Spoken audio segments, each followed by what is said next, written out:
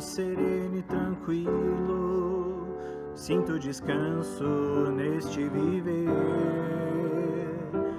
Isso devo a um amigo que só por ele eu pude obter. Ele é Jesus, meu amigo, meu Senhor, o Salvador. Só por ele ganhei a vida eterna com Deus, com Deus. Triste foi sua história, levado à cruz sem pecado algum. Só porque me amou, morreu por mim e não hesitou. Ele é Jesus, meu amigo, meu Senhor, o Salvador. Só por ele ganhei a vida eterna com Deus, com Deus.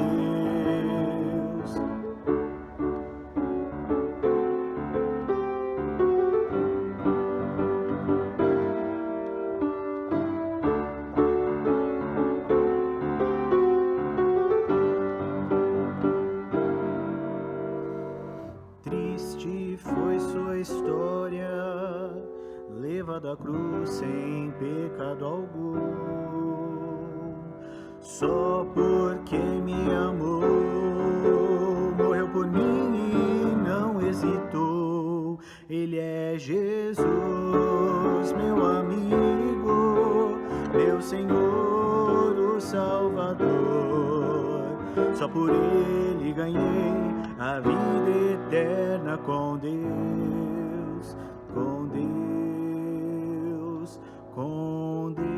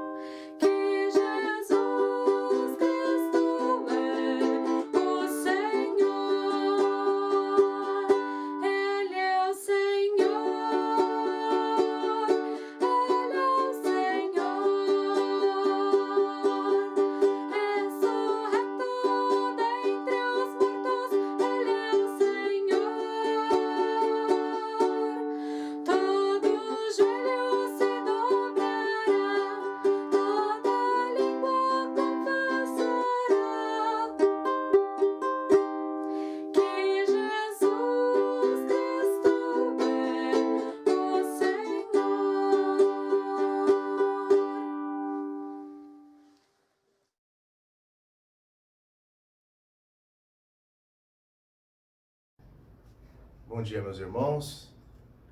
É com muita alegria nesta manhã que me dirijo até você, a sua casa, o aconchego do seu lar, para que nós possamos trabalhar e entender a palavra de Deus conforme aquilo que Deus determina a cada um de nós. Seguir a sua palavra com alegria.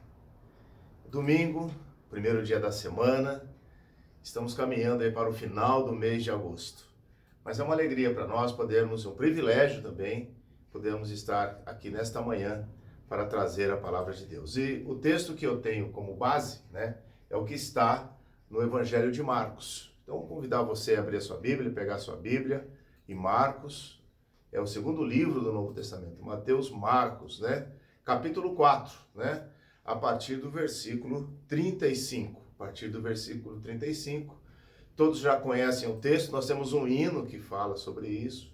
Muitos podem até já ter ouvido, né, alguma pregação nesse texto, mas hoje nós vamos ouvir mais uma mensagem nesse texto. Marcos, capítulo 4, de 35 a 41. Abra sua Bíblia no Evangelho, né, e vamos fazer a leitura. Você acompanha daí, na sua Bíblia, e eu daqui, para que a gente possa ler do versículo 35 ao 41. Tá? Vamos, então, ver o que a palavra de Deus traz para cada um de nós nesta manhã. Muito bem, Marcos 4, né, de 35 a 41. Muito bem. Diz assim a palavra de Deus. Naquele dia, sendo já tarde, disse-lhe Jesus: passemos para outra margem. E eles, despedindo a multidão, o levaram assim como estava, no barco, e os outros barcos o seguiam. Ora, levantou-se grande temporal de vento, e as ondas se arremessavam contra o barco, de modo que o mesmo já estava a encher-se de água. E Jesus estava na popa, dormindo sobre o travesseiro. Eles o despertaram e lhe disseram: Mestre, não te importa que pereçamos? E ele, despertando, repreendeu o vento e disse ao mar: acalma-te, emudece. O vento se aquietou e fez-se grande bonança. Então lhes disse: por que sois assim tímidos? Como é que não tendes fé? E eles, possuídos de grande temor, diziam uns aos outros: quem é este que até o vento e o mar lhe obedecem? Vamos fechar nossos olhos? Vamos orar nesta manhã? Senhor nosso Deus, nosso Pai, o Senhor tem sido o nosso refúgio de geração em geração. O Senhor tem guardado a cada um de nós nesse período onde temos um certo medo, receio a respeito das coisas que estão acontecendo, a pandemia. Por isso, ó Pai, que essas consequências possam estar previstas e guardadas pelo Teu santo nome. Agora, Senhor, nesse texto que acabamos de ler, que o Senhor possa nos dar discernimento para entender a sua aplicação na nossa vida. Ó Deus, e se for de Teu agrado, no final dessa mensagem, que possamos estar mais comprometidos com as coisas do Teu reino. Por isso nós te pedimos, ó Deus, nos ilumine, nos use, conforme o Teu querer. Em nome de Jesus, o nosso Salvador, que pedimos. Amém. Muito bem, meus irmãos, tem um escritor, o nome dele é George Bernard Shaw. Ele diz assim que, ele tem uma frase determinante no seu livro, ele diz assim, olha, o medo é uma doença universal. O medo. O nosso texto mostra um episódio de medo. Os discípulos estão no barco, estão atravessando o mar e a palavra, né, não aparece, mas tudo que se pode dizer de medo está aqui nesse texto. Muito bem. Vem um grito de desespero no relato paralelo de Lucas, de um grito de terror. No Evangelho de Lucas ele diz assim, olha, esse grito de desespero é um grito de terror. Mestre, mestre. É repetido, é como se estivessem sacudindo Jesus naquele momento. Não te importas? Olha, nós estamos aqui morrendo e o Senhor está aí dormindo. É um medo justo. Medo não quer dizer, meus irmãos, necessariamente que a pessoa seja covarde. Não, não é isso. A pessoa pode ser muito corajosa, mas coragem e imprudência, coragem e insensatez são coisas totalmente diferentes. O medo significa que a pessoa está vivendo com uma situação de desconforto naquele momento. Então, começamos a delinear a nossa palavra nesta manhã a partir daqui. Exatamente a partir desse ponto.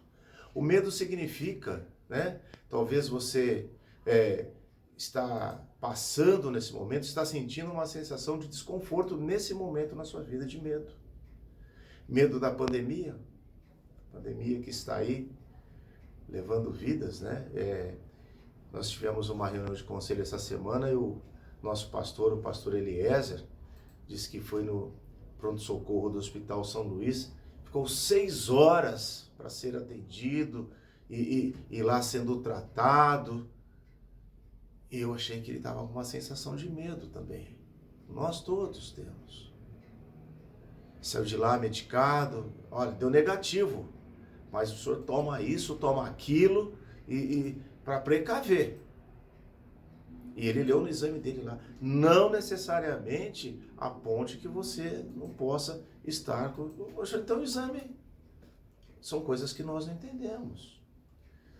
Talvez também o medo de uma enfermidade nós possamos estar passando nesse momento, medo de um problema doméstico, medo de desemprego, consequências de tudo que nós estamos passando, medo porque está só, pessoas que chegam ao final da sua vida só, medo porque a idade vai chegando e descobre que o tempo que tem diante de si, um tempo curto,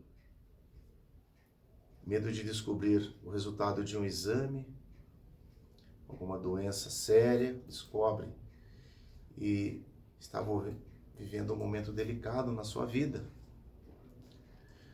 Meus irmãos, são situações que todos nós vivemos, que todos nós iremos passar, crente ou não, nós vamos passar essa situação.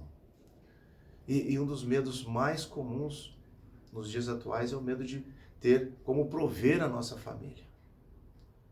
O trabalho, o dinheiro para prover as nossas necessidades. Eu queria analisar o nosso texto nessa manhã com você. Queria analisar o nosso texto. E eu quero chamar apenas para vermos duas coisas. Primeiro, como é que o medo surge?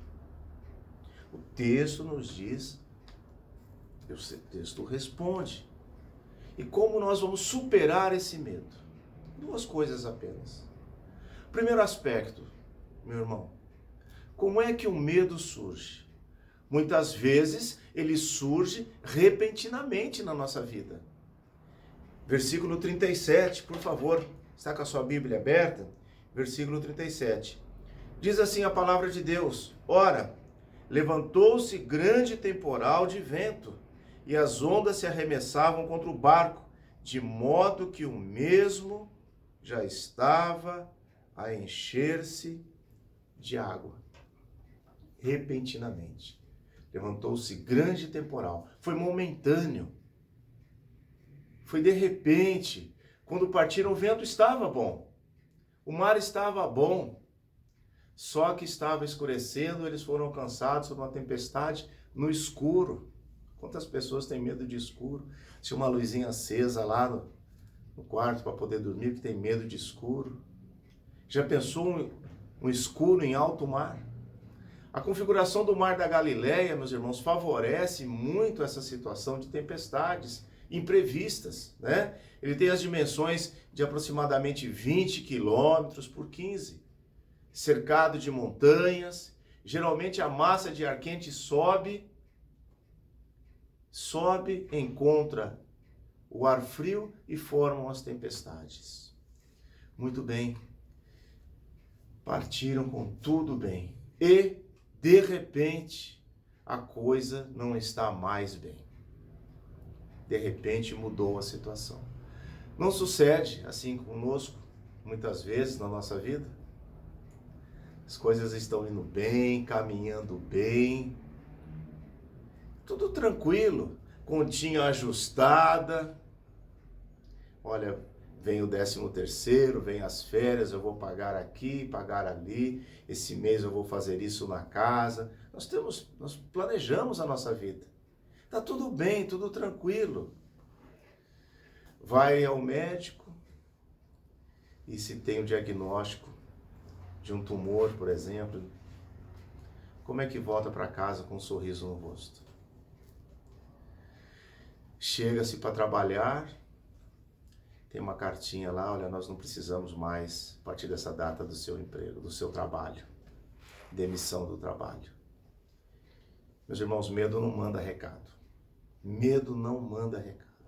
Olha, eu vou aparecer terça-feira agora da semana, hoje é domingo, terça-feira eu vou aparecer às 3 horas da tarde. Prepare emocionalmente. Não O medo não age assim, né? A vida é assim, quando menos esperamos, tudo muda. Você já passou por isso? Está indo bem, de repente, parece uma coisa. O medo surge tão imprevistamente e ameaçador. Olha só, versículo 38, só para fundamentar o que eu estou falando para vocês. E Jesus estava na popa, dormindo sobre o travesseiro.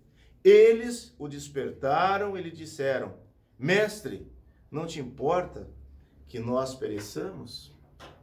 E eu entendo aqui que os discípulos eram bons nadadores, muitos deles pescadores. Esse pescador que vai para o mar sabe nadar, pelo menos é a regra, né? Então, muitos estavam ali, alto mar, sabiam nadar, mas estavam com medo. Você já passou por essa experiência de não ter nenhuma alegria na sua vida? Porque o medo pode vir, muitas vezes o medo pode não matar fisicamente, mas mata emocionalmente. Tira toda a alegria da sua vida. Às vezes, né, vamos a uma festa e por dentro, né, do nosso coração pode estar em pedaços, chorando. Ou quer ir numa reunião onde todo mundo está rindo, dando tapinha nas costas, e você está lá por obrigação profissional, mas dentro a alma está chorando. Como isso é triste. A pessoa perde a alegria da vida, perde o apetite, adoece, porque vem os distúrbios psicossomáticos. O espírito age sobre o corpo, ele perde a alegria, se sente profundamente mal, mas está morta. Muito bem, meus irmãos, nós vimos um personagem da Bíblia, Jonas, que pediu para morrer de pirraça. Melindre, se permite um termo vulgar, chilique. Tira-me a vida porque é melhor morrer do que viver. Jonas disse isso.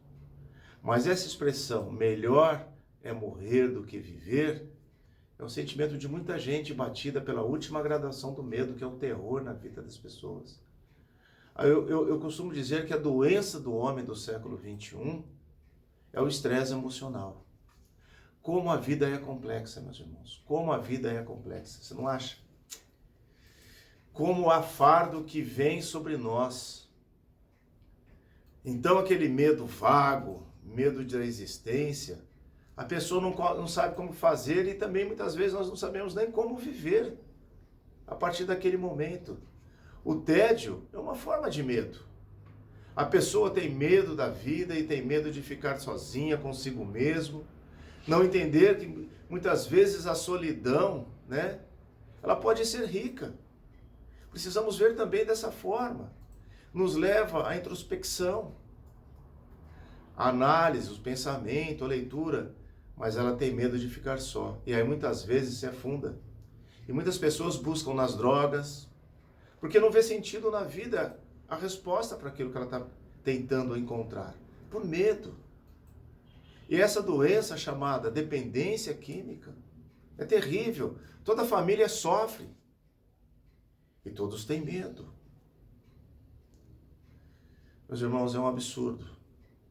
É um absurdo, mas muitas vezes acontece conosco. O medo é inconveniente, é realmente um gigante destrutivo. Mas a pergunta capital para nós nesta manhã é como superá-lo. Como superar esse medo? Então a minha mensagem é trazer aqui alguma orientação bíblica de como superar esse medo, né? Então vamos voltar ao nosso texto, como superar o medo. Primeira lição que os discípulos e o texto nos ensina. A quem os discípulos foram? A Jesus. Jesus estava dormindo no barco e eles foram até Jesus. Então a primeira lição para superar o medo, indo na pessoa certa. Indo na pessoa certa. Quando viram que o barco estava afundando, o salvador deles estava dormindo, com a cabeça no travesseiro, buscaram seu auxílio. Jesus não era pescador de profissão, talvez não conhecesse o mar como eles, mas este homem que está lá em João, vamos lá, capítulo 1, versículo 3, Mateus, Marcos, Lucas e João. João, capítulo 1, abra sua versículo 3. Todas as coisas foram feitas por intermédio dele, e sem ele, nada do que foi feito a fez. Aquele homem havia feito o mar. Foi este homem que os discípulos foram procurar. A primeira lição que aprendemos com os discípulos é que quando o medo é muito forte, a lição é procurar Jesus Cristo. Quando o medo é muito forte, é irmos ao encontro do nosso Salvador, Jesus Cristo. Jesus estava na popa, dormindo sobre o travesseiro, absolutamente tranquilo. E é para eles que eles vão. É para ele, para Jesus que eles vão. Mestre, não te importa que perecemos? Eles o despertam. Tem até aquele hino tão lindo, né? Estou com ele aqui na cabeça. Mestre, o mar se revolta, as ondas nos dão pavor. Sou desafinado. O pastor Eliezer que tem o dom da música. Ele simplesmente desperta. Ele simplesmente desperta. Jesus desperta. 2 palavras apenas que Jesus pronunciou. Tudo ficou em ordem. As palavras dele, de Jesus, põem em ordem, baseado em que? Na sua autoridade. Depois eles fazem uma pergunta: quem é este que até o vento obedece? Não há uma resposta. No início do Evangelho de Marcos, essa pergunta é feita 4 vezes. Quem é este? Quem é este? Quem é este? Quem é este? A resposta vai ser dada por um pagão. Verdadeiramente esse homem era filho de Deus. Não há uma resposta aqui, mais poderíamos dar uma resposta. Quem é este? Este é aquele que tem o poder sobre a tempestade, de acalmar as águas. Este é aquele também que pode andar sobre as águas. Tem poder sobre a tempestade da nossa vida. Jesus Cristo tem o poder de acalmar a tempestade das nossas vidas, da minha vida, da sua vida. Nunca esqueça isso. Este é aquele que tem o poder sobre tudo na nossa vida. Este é aquele que manda em todas as coisas se aquietarem e se obedecer no tempo dele. As misericórdias de Deus se renovam a cada manhã. Segunda observação que eu posso e quero fazer aqui dentro desse aspecto. Como superar o medo? É muito simples. Como superar o medo? Observando a sua ação. Ele não se dirige aos discípulos. Ele se dirige ao vento. Está no versículo 39. Ele se dirige ao vento. Ele, despertando, repreendeu o vento e disse ao mar: acalma-te. Versículo 39. Mas não é muito profundo. Ele não vai ao medo. Ele vai às causas do medo. O que é que está causando medo? É o vento? É a tempestade? Então ele não fala com eles, ele fala com o vento, com o mar. Depois é que ele vai falar com os discípulos, porque eles estão com a consequência. Mas ele vai à causa. Essa é a beleza de Jesus Cristo. Ele vai à causa. Aqui está a grandeza da ação de Jesus Cristo. Há muitas pessoas que não vê Deus agir na sua vida, porque elas querem eliminar as consequências. Não querem que Ele mexa nas causas. Por que é que temos problemas?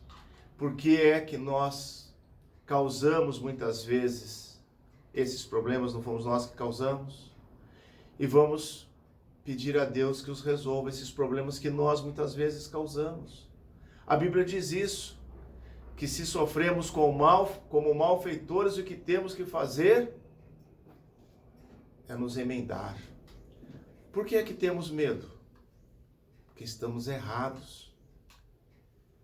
Pastor, é que eu fiz um negócio errado lá na empresa, e se descobrirem, eu vou estar na rua. Aí eu andei com quem não devia. Se minha esposa descobrir, meu casamento vai por água abaixo. Eu fiz um plagiozinho num trabalho lá na faculdade, sabe? Se descobrirem, vou ficar de DP e não vou colar grau. Sim, agora vem a inquietação, não é verdade? Ah, Senhor, me livra desse problema. Ele vai à causa. Isto é uma admoestação para nós. Temos medo por quê? Porque estamos em pecado. Porque cometemos e fizemos coisas erradas. É por isso que nós estamos com medo. O que causa o medo? É a insegurança. É a ansiedade. Nossa, eu sou muito ansioso. Já ouviram isso? As pessoas são ansiosas. Calma. Entregue seu caminho ao Senhor. Confie nele. Deixa que o resto, ele faz tudo para você, meu irmão. Temos medo de determinadas coisas, mas no fundo é a nossa situação emocional, é a nossa fraqueza de fé, é a nossa falta de confiança em Deus que produz o medo. Não são os problemas, mas sim o medo. Há diferenças entre o otimista e o pessimista. Ela pode ser definida no cidadão, essa diferença de otimista e pessimista, pode ser definida como Golias, através de Golias. Media 2,65 de altura. O pessimista ia dizer assim, nossa, esse homem é muito grande, é muito forte. Não vou ter como enfrentá-lo, vencê-lo. O otimista vai dizer, eu não vou errar. O alvo é maior, a pedrada é maior. Os problemas que eu passo, que você passa, são problemas que toda a humanidade passa. Toda a humanidade passa. Não se faça de vítima. Não é problema em si, é a nossa postura diante dos problemas. Você já teve uma experiência com Deus que Ele agiu e mudou a situação e transformou a sua vida e reverteu o quadro que você estava passando por completo? Já teve essa experiência na sua vida, meu irmão? Então, por que vai ter medo de uma coisa menor? Por que você vai ter medo de algo que nos espera ao lado do Senhor? Que é poder estar com Ele todos os dias da nossa vida, na eternidade. Você já teve uma experiência de que Deus cuida e que o Senhor tem poder na sua vida? Você já teve essa experiência? Por que vai ter medo de qualquer outra situação, então? Elias venceu 450 homens e ficou com medo de uma mulher. Mas que interessante, vence 450 profetas e quando Jezabel manda um recado desaforado para ele, ele foge apavorado. Sabe por quê? Medo é irracional. E essa irracionalidade, por vezes, não nos leva a considerar a beleza da nossa fé. Eu creio que Deus tem um poder que pode mudar a minha vida. Outro aspecto, ele ajuda a superar o medo, é você ter uma visão correta de quem seja Deus, Jesus na sua vida. Eles, os discípulos, não tinham ainda uma visão correta do seu Salvador naquele momento. Tanto que fizeram uma pergunta, quem é este que até pode acalmar o vento e a tempestade? Que o mar lhe obedece? Quanta gente está na igreja, canta, louva, professa, mas não tem um conhecimento real da pessoa de Jesus Cristo. Quantas pessoas?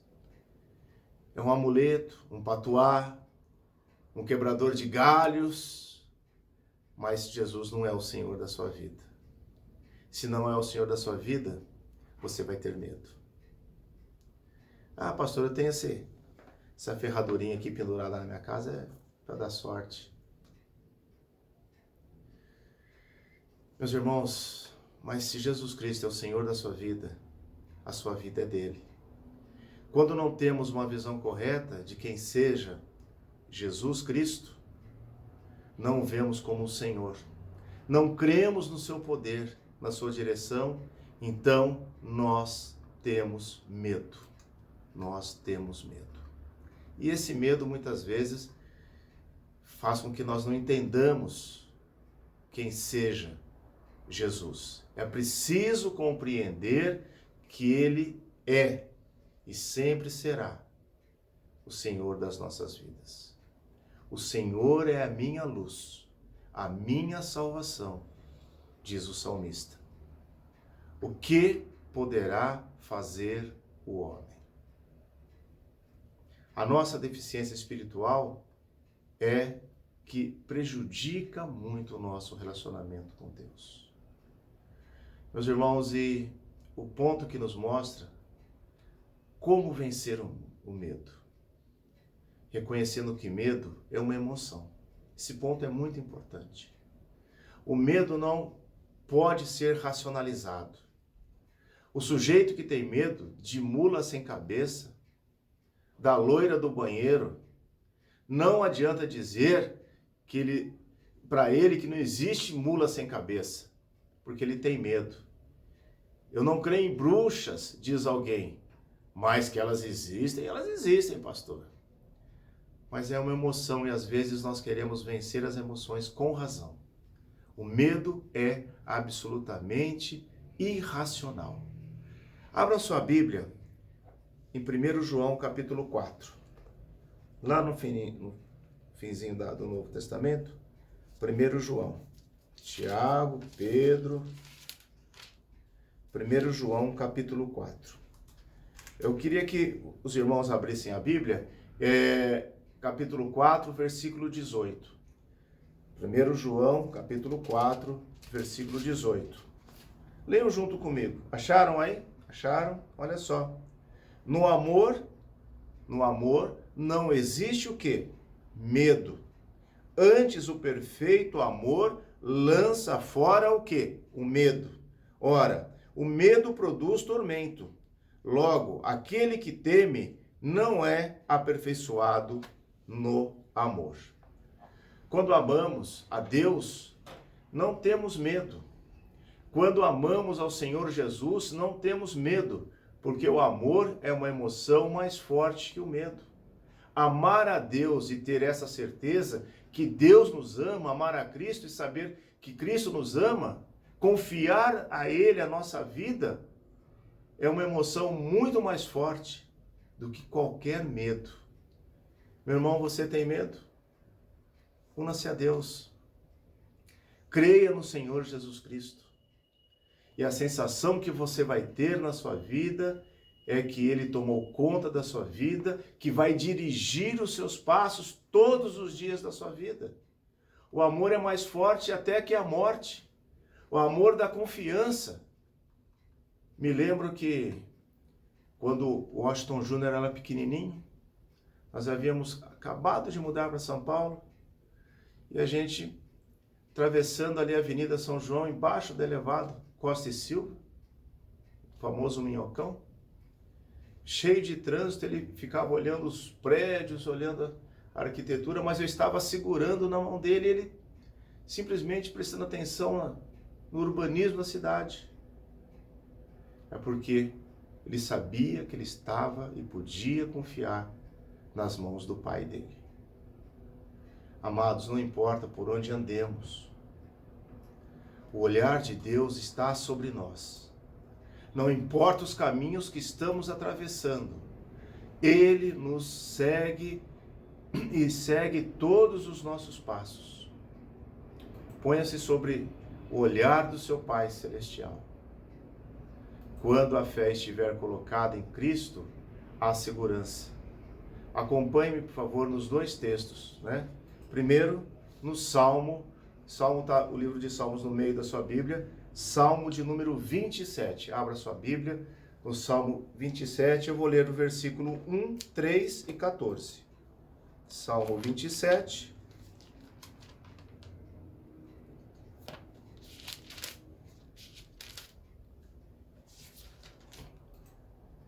O Senhor é a minha luz, é a minha salvação, de quem terei medo? Versículo 3 do Salmo 27. Ainda que um exército se acampe contra mim, não se atemorizará o meu coração, e se estourar contra mim a guerra, ainda assim terei confiança. E por fim, o versículo 14. Espera pelo Senhor, tem bom ânimo, e fortifique-se o teu coração. Espera, pois, pelo Senhor. Você tem medo? Você tem medo? Não tema. Ponha a sua confiança em Jesus Cristo. Ele sempre irá à sua frente.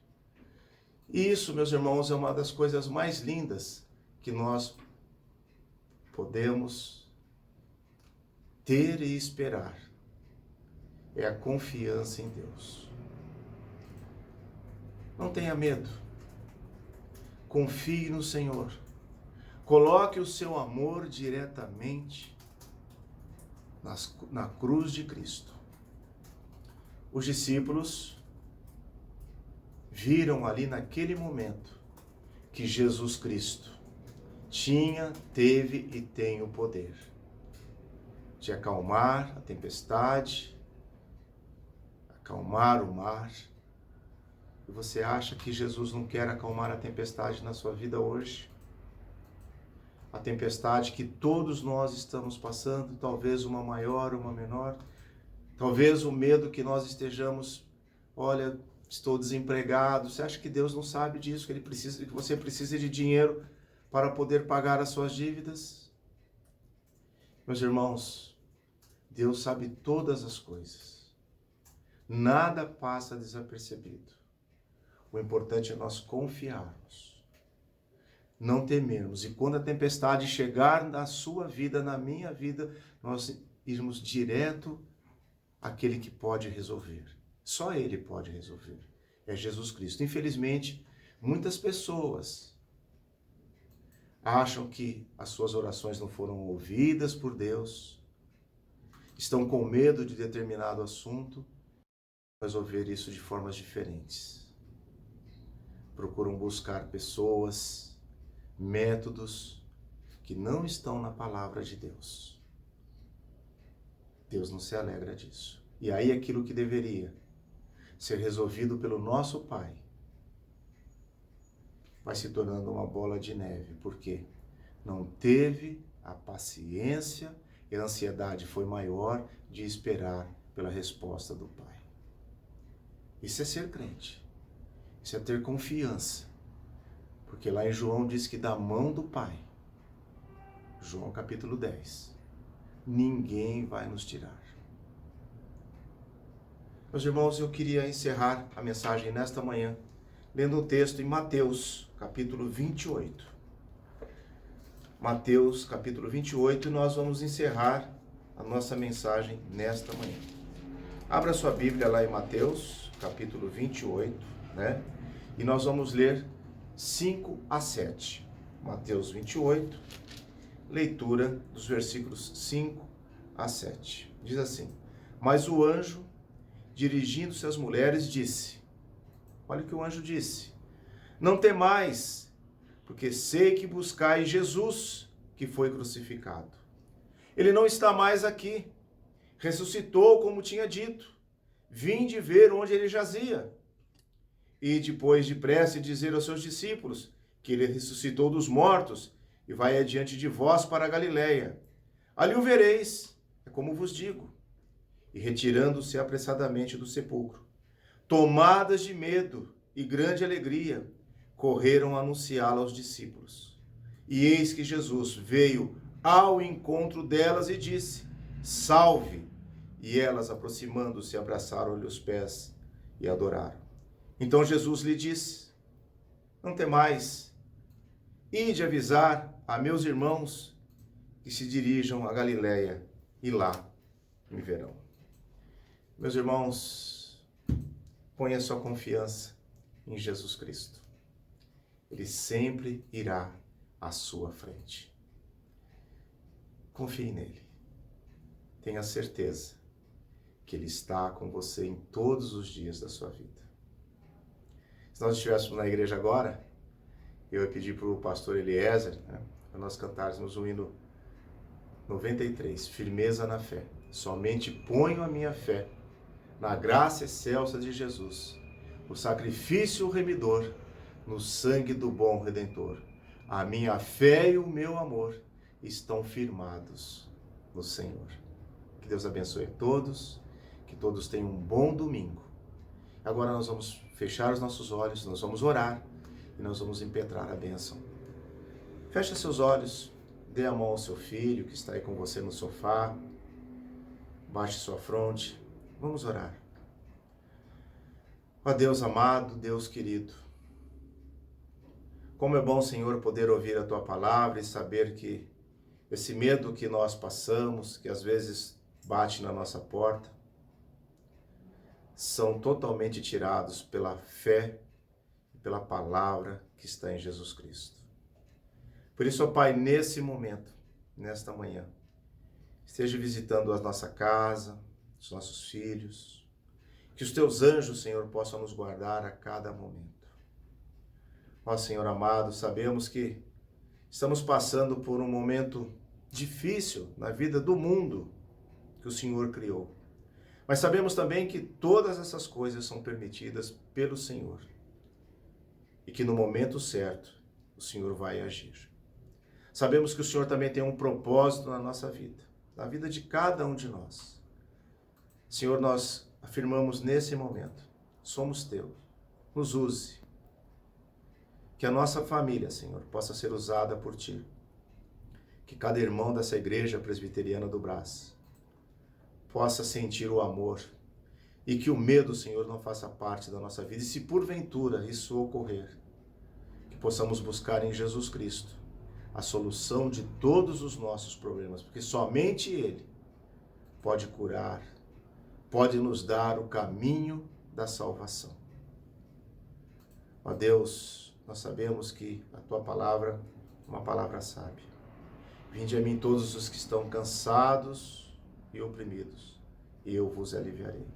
Por isso, Senhor, estamos diante de Ti, nesse momento, aos Teus pés da Tua cruz, clamando a Tua misericórdia nas nossas vidas. Fica conosco, ó Deus, nos guarde, nos dirija e nos proteja de todas as temperanças da vida.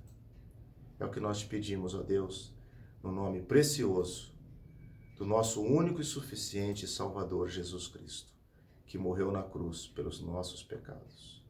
E agora, irmão, que a graça de nosso Senhor e Salvador Jesus Cristo, o amor de Deus nosso Pai e as ternas consolações do Espírito Santo recaiam sobre nós, povo de Deus, hoje e por todo o sempre.